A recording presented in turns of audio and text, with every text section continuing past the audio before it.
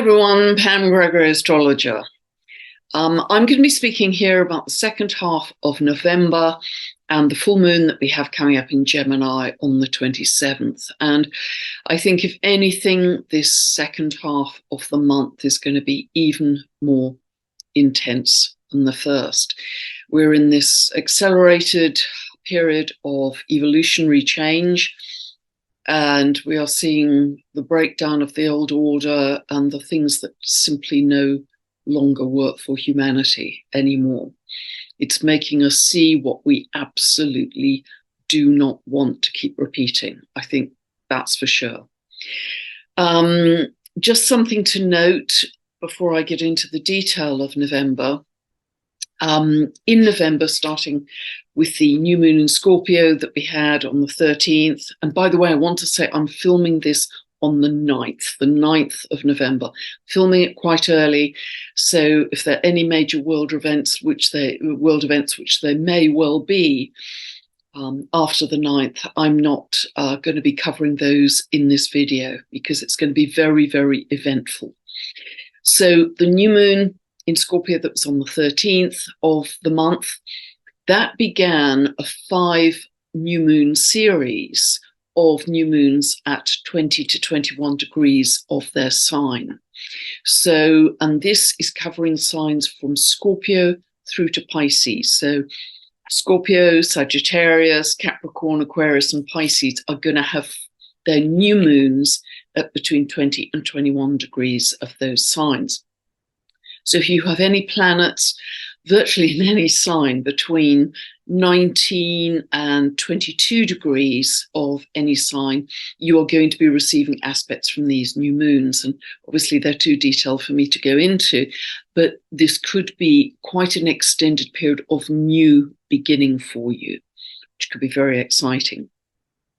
Equally, this month we are starting a run of 5 full moons at 5 degrees of their sign. So those are running from Gemini, which we have this month in November, all the way through to Libra. So Gemini, Cancer, Leo, Virgo, Libra. So again, if you have any planets between round about 4 to 6 degrees of any sign, they are going to be aspected by the full moons. And you might have a greater sense of ending or completion or culmination before, of course, a new beginning then starts up. But it's just an interesting thing to be aware of because we've got such a repeating cycle around those lunations right now. But as I say, great intensity, volatility, fast-moving events in this second half of the month.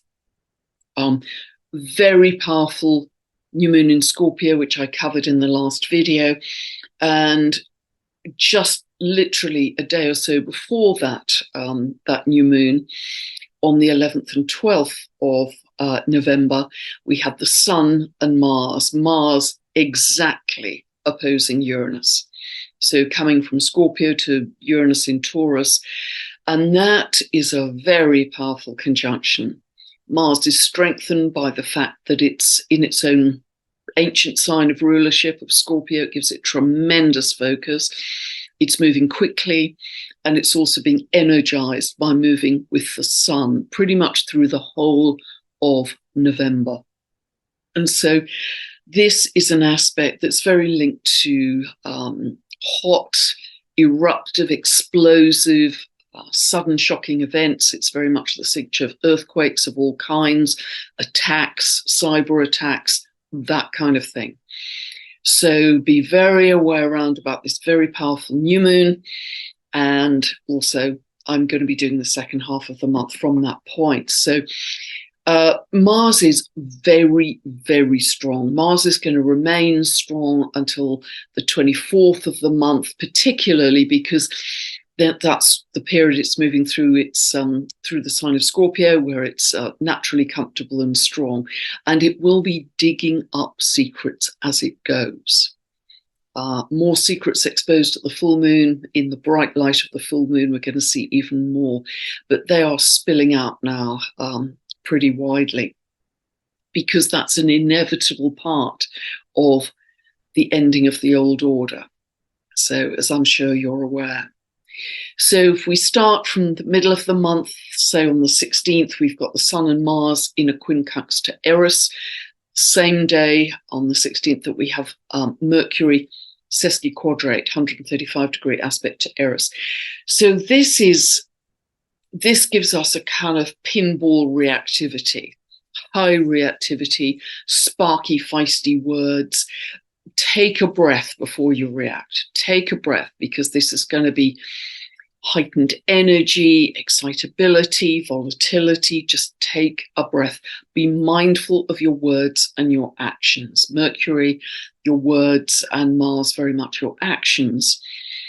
With Eris being very provocative around issues of freedom, truth, sovereignty, justice, fairness, social inclusion. And of course, we have to stand very strong in our sovereignty at this time. In fact, we're given great help with this by the North Node being in Aries conjunct Eris all of this year. And whatever planet is conjunct the North Node, it takes on the color of that planet. So it's very much taking on the color of Eris. So what that means is that the North Node, our collective future path of soul's growth, is very much linked to Eris, sovereignty, truth, justice. And the North Node will stay in Aries until January 2025 anyway. So we are probably standing more strongly in our truth, in our independence, in our sovereignty, in our sense of individual power during this time than we ever have before. And that's going to increase, actually, if anything, through next year. So, and remember that Eris is the female sister of Mars, the warrior energy, and very much relentless and uncompromising until she gets to her goal of truth and a fairer society, which I think is something we would all want. Now, I've been speaking all year of the big T-square between Pluto and the nodal axis. That's really going to start to ease off a little in December, and it will dissolve as we go into next year. So this has been the very big year of choice, and I think we've all made our choice as to whether we are living in fear or love, as a victim or a co-creator, and that's the kind of the different ends of the nodal axis. But they will very much, whether you're living in fear or love, victim or being the co-creator, they will very much determine your timeline going forwards, because nobody forces you onto any timeline.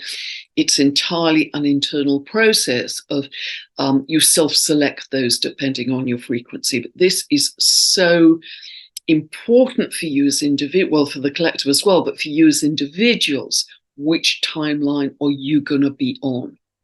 Because this is your time to choose. Gemini, we're going to a full moon of Gemini, big sign of choices. But it's going to start to ease off, as I say, December and all through next year. So take your chance now. It could not be more important which end of that axis you focus on. 17th and 18th of November, I mean, this energy just keeps on coming. We have the Sun exactly square Mars in Scorpio, exactly. And this is tremendous for focus, for tenacity, determination. If you have to focus on a project and really drill down with great concentration, terrific for that. But it's quite primal energy. I think of Mars as root chakra energy. It's primal, it's deep, and again, high reactivity. So the urges here are very strong. The Mars energy, the Scorpio energy, the Uranian energy, which remember is also the energy of awakening. But these urges are very strong. So please be mindful. Please take a breath before speaking, before acting. Just take a breath, because this will propel you into this, as I say, very high reactivity to situations. And really try and beam peace out to the love in out to the world in every moment. I mean, heaven knows we need to see a world where there's more love and peace. But remember, we are each a part of that. Every single one of us in our consciousness contributes to what unfolds in the collective. And I've dared to say this before, but it's been our fear and our polarity collectively that produces some terrible events in the collective. I know that's probably a very unpopular thing to say, but unless we really get a grip on our frequency, we are going to keep going around the hamster wheel. And we've got some huge things to help us, very different ingredients in terms of our evolution at this time. As I've spoken about many times, the new light codes coming in, the solar flares are bringing in very new information for us, but we still have to choose as individuals. I'm not going to do this anymore.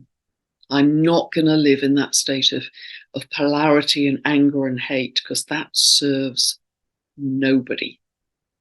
Not you, not anybody. So this is the mastery that we have to learn to change the world. And I feel this in my bones. Starve out the scary, love in the good. Starve out the hateful, love in the good. Starve out the polarized, love in the good. This is what we have to do. So 19th, just after that, and that Sun-Mars conjunction, of course, is still operational, but we then have Mercury on the 19th exactly conjunct the Great Attractor. And this is this mysterious gravitational anomaly out in space that's sort of moving backwards at 600 kilometers a second. Philip Sedgwick is the real researcher, genius, astrologer on this. If you look at his website, sedgwick.com, I'll put his link below. But the Great Attractor is the kind of, it can bend space and time. It's immensely powerful in terms of energy. And this is really where so much of our source energy comes from. So when we have particularly a planet like Mercury conjunct this degree point, we are able to tap into much higher information, much, much bigger spiritual perspective on what is happening. And that's going to help us immensely. The next day, the 20th, the moon comes to conjunct Mars, and Ceres, the asteroid Ceres, linked to harvest. She's the goddess of grains and harvest. So again, this may be suggesting there's some anger by the people around food issues. There could be food shortages in some places. So just plan accordingly and be sensible about that. But it may be particularly in these terrible, terrible areas of conflict where so many innocent people and children and animals, everything get caught up into some absolutely horrific conflicts. And we all have a part to play in being able to turn that around. Please don't feel helpless in this. I want to say that our consciousness is one of our strongest weapons. Our consciousness is one of our strongest weapons. I'm going to come back to that later. On the 22nd of the month, the Sun moves into Sagittarius, but instantly comes up against a square to Saturn. And I'm going to be talking more about this in a moment with the full moon. Also note on the 24th of the month, Mars enters Sagittarius, but also equally slams up against that square to Saturn. Again, I'll talk about that later in the video, but really Mars is keeping pace with the Sun pretty much this whole month of November. So let us now look at the full moon in Gemini. So let me share my screen at this point. Hopefully you can all see that. I always set this for England because this is where I live. So ignore the clock face, ignore the houses, and please adjust for your own time zones. We're simply going to be looking at where the planets fall and their aspect to each other. So this is a full moon where we always have the Sun and Moon opposite each other.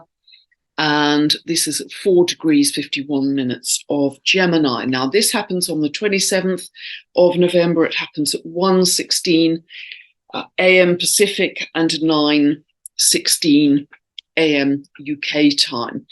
Now, note that we have 6 planets in mutable signs here.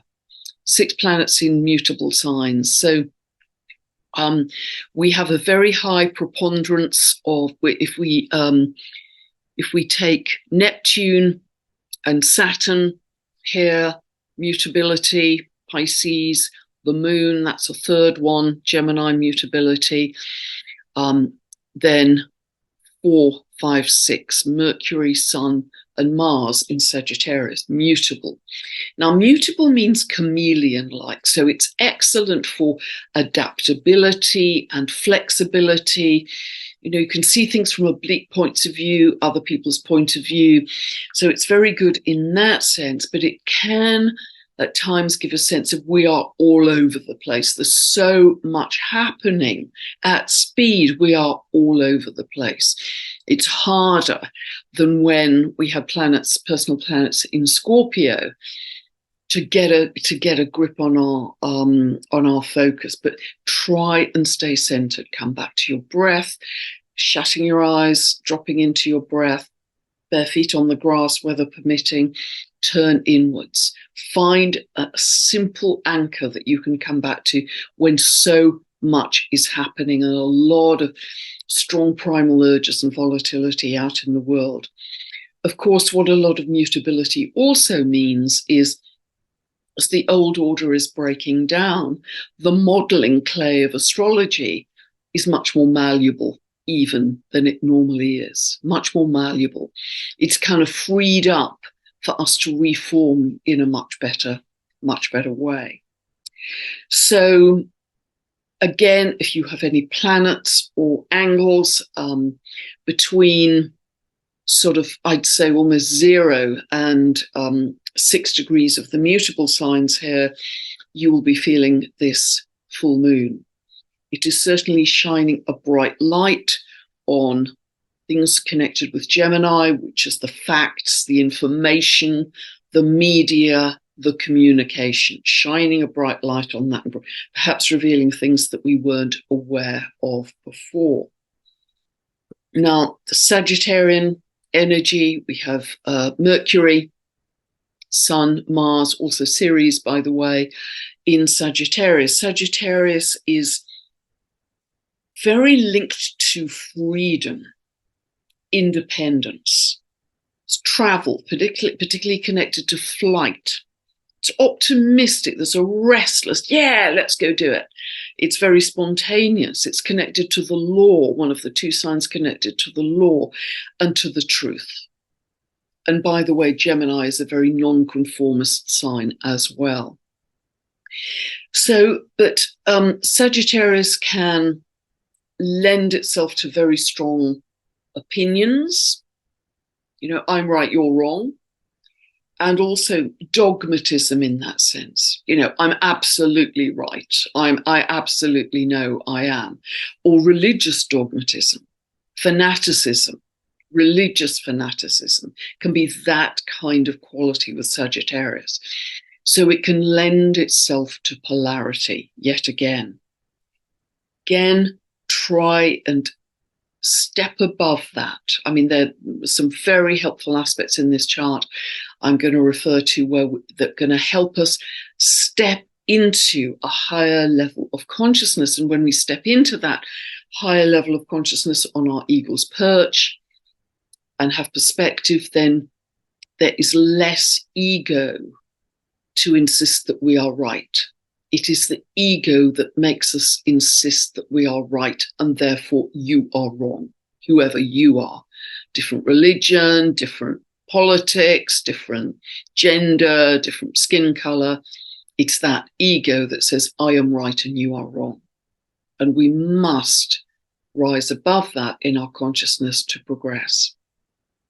So those are the things that are going to be highlighted in that Gemini Sagittarius opposition, but very much shining a light, as I say, on the facts, the media, etc. So now one of the dominant configurations here is that Saturn at 0.56 of Pisces is squaring this full moon. The moon, the sun, Mars, and very, very closely, within 3 minutes of exactitude, of Ceres. Saturn, as we know, is the planet of limitation or constraint or rules and regulations or the way we've always done things, or you can't do it this way anymore, or whatever. So this may bring in some attempted further limitation and constraint on communication, media, social media. Certainly there have been some recent legal developments in certain countries that are trying to do that. This may bring in limitations on freedom of, well, just freedom, freedom of travel, freedom of movement, particularly freedom linked to flight, freedom, again, of opinion, free speech.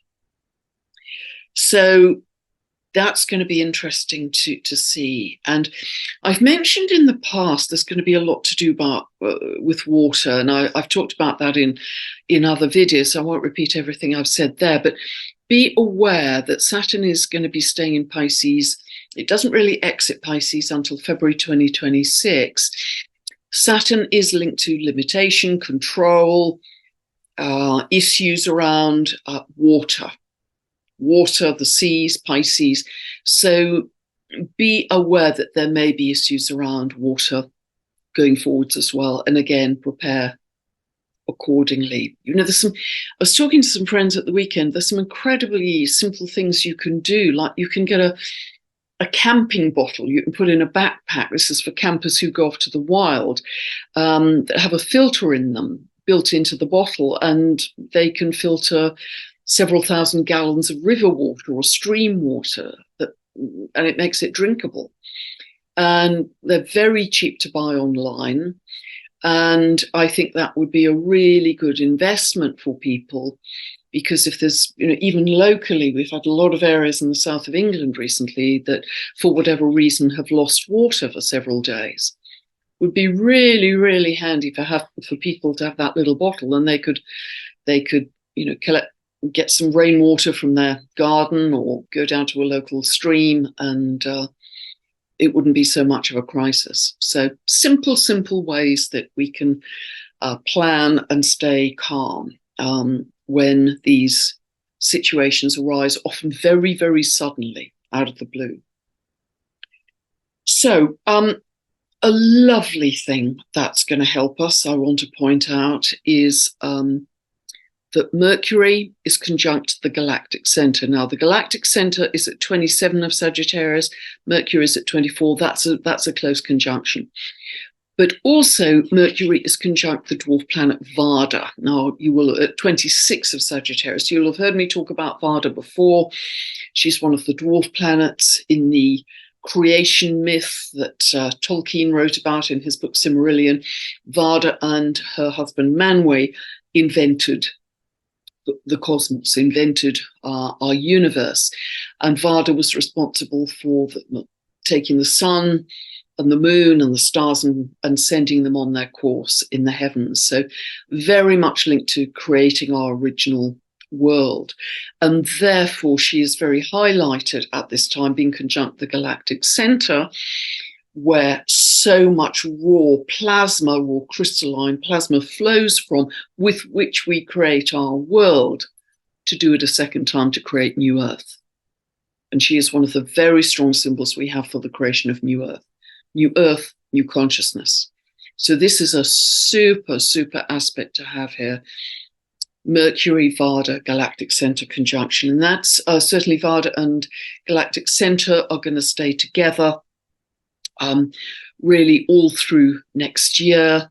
And also, doesn't look like it, but they are actually in square to Neptune as well. It's a squiffy house system because it's using Placidus. Nevertheless, take it from me, it's a square. So Mercury is square to galactic center and Vada. That's a long-term square as well through next year. And that aspect is really saying that we are birthing the new Earth in a spiritual context, in a context, Neptune, of unconditional love, healing, the bigger picture, connection to oneness, connection to source. Really beautiful, upshifting to this higher perspective. Neptune is also therefore square to Mercury. Now, that is beautiful for any creative project using your imagination. You know, the mind can soar. The mind can soar with this whole bundling of aspects here connected to Mercury. So think of the mind as soaring to a higher level. You know, you're the eagle looking over it all and saying, can we do it differently? The square can be sometimes a bit of a challenge because it can bring in a little bit of what's true, what's not. In our search for truth at this time, Sagittarius, and getting the facts and the information, Gemini, that we need. Also, standing strong in our truth, I think, is coming through very strongly here with Mars, as I say, conjunct the Sun. And also this aspect is, although it's square to Saturn, there's a real strong sense of we are going to stand strong. We are going to stand strong as individuals. We have Eris here, as I spoke about earlier, conjunct the North Node. And that is a really very strong aspect of sovereignty. This is like the cycle breaker of the pattern, if you like, Eris. The cycle breaker in the pattern, the trailblazer. You know, the one who's going to make sure that we do it differently in birthing this new Earth. Another aspect I'd like to point out is that the Sun is in a quindicile, this black line, little Q, to Uranus. 165-degree aspect, just use a 2-degree war, by the way. And the quindicile is an aspect of obsession or upheaval or upset. And, you know, for sure, we're going to see that in the 3D world. But remember that Uranus is the planet of awakening. Through all of this, we're breaking through to truth, Sagittarius, and Uranus, the planet of truth. We're breaking through to truth. We're breaking through to awakening to a higher level of being, a higher state of being. We've also got a quindicile here between Venus in Libra and Jupiter in Taurus. Venus, of course, rules Taurus. This can suggest some, you know, upsets or changes around relationships, Libra, or around the financial system, the economy. And, you know, remember, we're in this bigger context of the US Pluto return. That's a kind of whole bigger layer of paint on the canvas. And yes, it's specific to America, but whatever happens to the economy in America tends to ripple across the rest of the world. And I think there's some issues currently in the banking system. It remains to be seen whether they are going to be resolved or not. So there's a lot there. Mars is square to Saturn, and that is very strong in the second half of the month. That becomes exact, in fact, on the 24th of the month, but runs all the way through as the square to virtually is the end of the month. Now, Mars is go. You know, Mars is action, particularly when it's in mutable fire, Sagittarius. Go, go, go, go, go. You know, I want to get action. I want to be free. I want to do my own thing. I want to be independent. But bam, it's running up in that square to Saturn. Saturn puts the brakes on. Saturn's the big hand of authority. Saturn is, sorry, there are no new rules and regulations about what you can do. So it's kind of accelerator brake. So it'll be interesting to see how all of this plays out in our world. Now,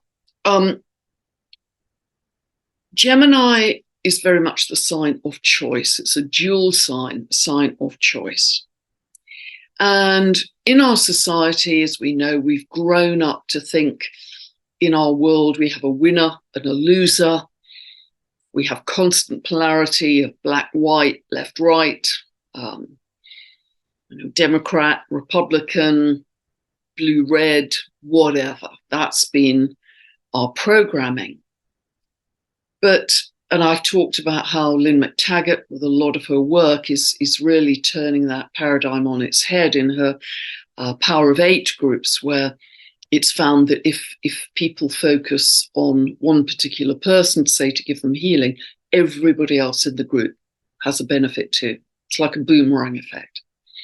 So it isn't that you're, it is that you're giving all of your energy to that person who needs healing, but it bounces back to you in a very big way too. So this is the kind of collaboration, sharing, coming together we're going to see in New Earth, and it's going to change our thinking. People are moving away from investing for profit to investing for people. There's a whole new mindset, a whole new paradigm that's emerging. So with Gemini offering us choices, instead of I'm right, you're wrong, or whatever polarity you come down on, or skin color, religion, whatever, try and see this as, am I going to live in contraction or am I going to live in expansion? Try and see it as a choice of energetic states. That's probably going to be the most helpful choice you can make from this point on, because Sagittarius is very much ruled by Jupiter, very much the sign of expansion. Really want to kind of blow it up and feel huge, and when you step into love, you automatically feel expanded. My mantra of I'm welcoming in an expanded consciousness of love. If you just say that to yourself, you instantly feel more expanded than you were a moment ago. Whereas if you're in fear, you've seen something awful on the nightly news, horrors, and you feel that contraction. And it's those energy states that determine individual and collective timelines moving forward. So if we can get into that state of expansion, that opens up our consciousness individually, but we are contributing to that collective consciousness, and it opens up the future possibilities and potentials in a much bigger way than if we are feeling contracted. So make your choice being aware of, am I in a state of contraction or expansion? Check in all through your day. And Gemini is also to do with our thinking, our mind. And it's very interesting because, of course, everything begins with a thought. And I'm going to stop sharing here, I think, because those are the main things I really wanted to bring up from the full moon chart. But everything begins with a thought, and that's an electrical impulse. And that thought then produces an emotion, a magnetic wave. What it was the thought, positive or negative, etc. And once it's produced an emotion of love or fear, let's say, this really was written about very extensively it's a groundbreaking book, which I really recommend people read. It's quite an old book now, actually, but it was absolutely groundbreaking at the time. And I mentioned it years ago in another video, called Molecules of Emotion by a lady called Candace Pert. And I'll put the link for that below. But she discovered that every emotion produces a very specific neuropeptide, like jealousy or hate or envy or greed or love or fear, but very specific. And what happens is that we become addicted to that particular neuropeptide unconsciously in our mind. If we've always had a sense, let's say, of betrayal in our lives, friends, family have betrayed us, it just keeps happening again and again. We will have become addicted to that feeling of betrayal, which has produced this specific neuropeptide linked to betrayal in our energy system, and that cascades throughout our body chemistry. We're completely unconscious of this, but it's like being addicted to a drug, like being addicted to heroin. We're not even aware of it. So our body keeps rerunning that same feeling because that's the neuropeptide we're addicted to, and we don't even know it. I hope I'm making sense here. If you read the book, it's fabulous because it makes it so incredibly clear. It's a very exciting book to read, actually, because it's so groundbreaking. And so we have to become aware of our thinking. That's step one. Become aware of what you're thinking, linked to Gemini. Then become aware of the emotions that kind of thinking is producing, whether there's a repeating pattern. And then start to be aware of how we are creating our world. I mentioned earlier in the video that consciousness is one of our strongest weapons. And, I know this seems really hard to get our head around because we've lived in such a 3D tangible world, a world of certainties and, well, depending on where you live, of certainties, long-term home or long-term job, or things are incredibly uncertain in war zones, clearly, but generally we've lived in density, tangibility, and long-term situations that feel very tangible. That is shifting. I mean, astrologically it's shifting over the next 3-4 years up until 2026. The outer planets, as I've mentioned before, moving from heavy, slow water and earth signs into air and fire, which are fast, which are really fast. But Pluto moving into Aquarius next year, the beginning of a 21-year transit through Aquarius. That's an air sign, not a water sign, remember. Gemini begins, Uranus begins to move into Gemini in 2025. More and more linked to air. And therefore, this is invisible. But so is consciousness. And what we have to realize, I think, in our mastery moving forwards, because we've got to get a grip of how we create our reality, which has been my dogged interest in my entire adult life, is consciousness is primary. And what I mean by that is consciousness is foundational. Consciousness is fundamental. And in my conversations with Professor Robert Temple about creating reality, he is very clear that these incredible, massive waves of crystalline plasma that are flowing from the galaxy and the galactic center are just full of divine intelligence.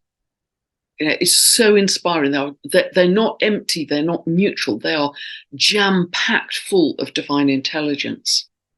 And we link to that divine intelligence in the invisibility, in the consciousness, in the plasma, via our own individual frequency. And we're in a feedback loop. We're in this constant 24/7 feedback loop. So when we are in love, in an expanded state, and we can't stop interacting with the consciousness, with the divine intelligence. We can't stop it. We're a mesh, and it's like a goldfish in a bowl. It's all around us, but the goldfish doesn't realize. Then we can create beautiful symmetrical geometry, energetic architecture of light to produce a better reality. When we're in angst, fear, hate, polarity, we're going to get some very distorted geometry. So consciousness, the invisible, is primary. It's foundational. It's fundamental. I hope I'm making sense here. So the invisible is where it all begins, the invisible of your own frequency and the invisibility of the divine consciousness of the plasma, which surrounds us in every moment.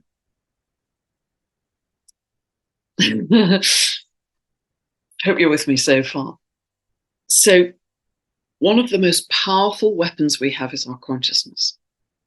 But it's got to be anchored in our heart. Keep on coming back to the mantra, I'm welcoming in an expanded consciousness of love. Anchor it in the heart, because then we'll be coming from the right place, not just head, but heart.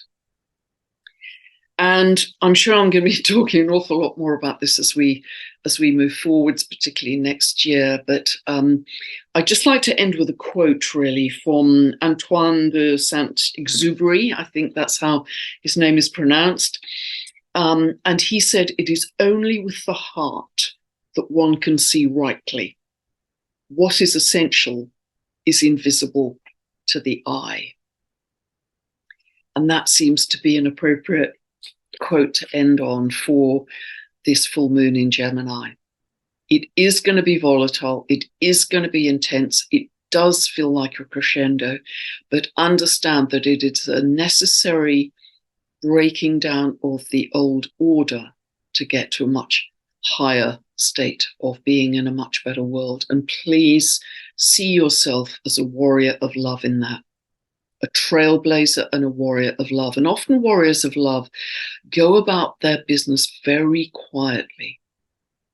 They go about it with quiet smiles in the background, but they are steely warriors of sovereignty and love, because they're going to create something way better than this.